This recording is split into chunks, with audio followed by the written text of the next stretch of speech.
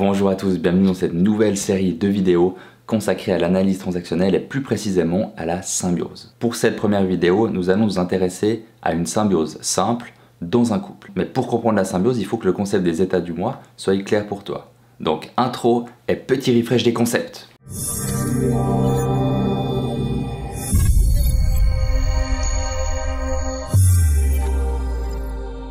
Donc un des grands concepts de l'analyse transactionnelle, c'est les états du moi.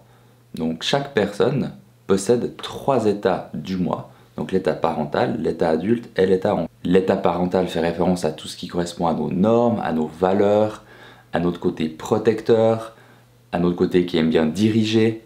Il fait référence à ce qui nous a été transmis par nos parents ou nos modèles parentaux. Il peut agir avec préjugés. Et sous l'état parental, il y aura une réflexion relativement binaire, donc en étant juste ou faux, bien ou mal. L'état adulte donc est connecté à l'ici et maintenant. C'est un peu comme un ordinateur qui va traiter des informations en connaissance de cause, donc en se basant beaucoup sur les faits, en étant relativement pragmatique. Lorsque tu prends une décision sous l'état adulte, tu vas réfléchir à tes expériences passées pour prendre la meilleure décision. Donc l'état du moi enfant est beaucoup lié aux émotions, aux sentir. Il fait référence à cette partie de toi qui est encore enfant et comment tu aurais réagi dans cette situation-là lorsque tu aurais eu 5 ou 6 ans. Voilà, donc chaque personne possède, en théorie, 3 états du moi fonctionnels et peut les utiliser les 3. Maintenant, ce qui peut arriver parfois dans un couple, car aujourd'hui on va parler d'une symbiose simple dans un couple, c'est que 2 personnes, au lieu d'utiliser 6 états du moi, donc 3 chacun, vont en utiliser que 3 entre les deux. Oh, c'est trop mignon, tellement ils s'aiment, ils sont en symbiose. Ouais, mais non, car c'est une relation où l'on va renoncer d'utiliser une certaine partie de soi-même. Une partie que l'on aurait pu développer, mais que finalement nous allons déléguer à l'autre. Exemple en image. Ken et Barbie sont bien différents.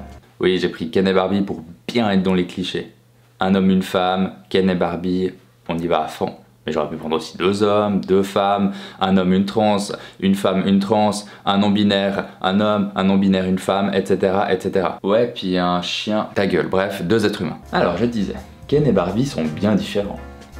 Barbie aime bien rigoler, sortir, faire la fête. Oui, c'est moi Barbie, j'adore rigoler et sortir, je suis quelqu'un de très extraverti, j'adore les relations et tout. On dit des fois de moi que je suis un peu insouciante. Ken, quant à lui, est beaucoup plus sérieux et réservé. Oui, bonjour, je suis Ken. Alors moi, pour moi, le travail c'est important. On dit parfois que je suis un peu sérieux. Je suis pas forcément à l'aise avec les gens, mais j'apporte une bonne stabilité en général. Barbie amène beaucoup de joie et de spontanéité dans la vie à Ken. Et Ken amène de la stabilité et rassure Barbie.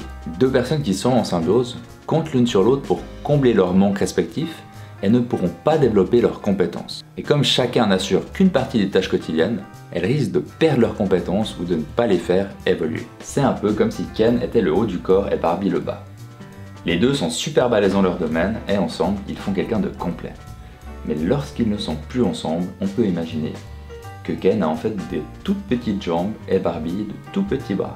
Ce qui n'est pas forcément idéal pour être autonome dans la vie. Maintenant, qu'est-ce que ça donne d'un point de vue d'analyse transactionnelle? Car c'est quand même ça le sujet qui nous intéresse aujourd'hui. Donc on peut voir que Barbie, qui est énormément dans le côté relationnel, dans le côté joie, dans le côté extraverti, va principalement utiliser son état enfant. Et donc, ne va pas forcément développer son état adulte ou parental. Car Ken, lui, c'est vraiment son truc, l'état adulte et parental. Donc c'est lui qui s'en charge. Et pour Ken, c'est super, lui il a jamais été à l'aise avec les gens, il a jamais aimé trop parler, ce côté extraverti. Donc au final, il délègue ça à Barbie. Et pareil, lui ne développera pas son côté enfant, car c'est Barbie qui va s'en charger. Pour moi, il est normal dans chaque relation d'avoir un côté un peu symbiotique. On a de toute façon des états du moi préférentiels dans lesquels on se sent plus à l'aise et on va chercher une personne qui va peut-être nous compléter. Mais je pense qu'il y a une série de questions qui peuvent être intéressantes que tu peux te poser. Est-ce que tu as l'impression de devoir renoncer à une partie de toi-même? Est-ce que tu as délégué des domaines à ton conjoint ou est-ce que lui-même t'en a délégué? Y a-t-il certaines choses où il ou elle ne t'a pas laissé assumer ou vice-versa? Est-ce que tu arriverais à fonctionner sans lui ou sans elle? C'est ce genre de questions que tu peux te poser. Tu peux même les partager avec ton amoureux et ton amoureuse tout en mettant un cadre bienveillant à cette discussion et en n'oubliant pas que cette discussion est faite pour vous faire grandir les deux dans votre couple, pour apprendre à vous connaître dans votre couple et non pas pour vous faire des reproches ou des réprimandes.